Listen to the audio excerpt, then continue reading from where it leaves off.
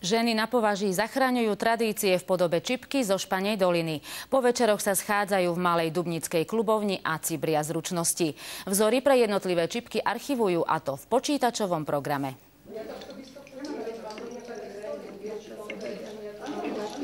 Pri tomto zvuku tvorili tunajšie ženy jedinečné umelecké diela. Aj dnes do precíznej práce vkladajú celé srdce. Zaplatiť sa to nedá, pretože to sú hodiny práce. Je to náš relax, oddych. Tvorivé dámy sú bojovníčkami za zachovanie ľudových klenotov z nití. V hodine 12. sa im podarilo zachrániť vzácny stredoslovenský vzor. Pôvodné ženy ako na Španej doline už vymierajú.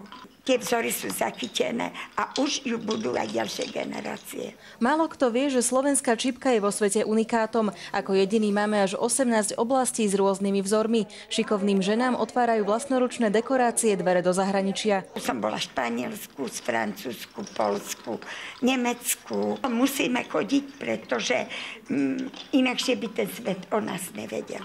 Ozdobné motívy uchovávajú čipkárky ponovom v elektronickej podobe. Ja som sa tu snažila prekresliť, aby to bolo presné. Ja som ekonóm a ja to chcem mať presné. To už je taký svetový trend. Ak chcete byť dobrá vo svete, tak sa to musíte naučiť. Iba nad jedným si zručné umelkyne sem tam povzdychnú. Vo svojich radoch by uvítali viac mladých tvári. Zatiaľ im vekový priemer zráža iba 17-ročný Martin. Základy ma naučila mama už v detstve a potom asi pred 2 rokmi som sa dal do klubu. Aj keď tvorba z hodvábnych nití vyzerá zložito, podľa tunajších odborníčok sa umeniu priučí ktokoľvek za 2 hodiny. Pre Slovenskú televíziu Dominika Kusá. A to je pre dnešok od nás z regiónov všetko. Prajem vám ešte pekný zvyšok večera. Dovidenia.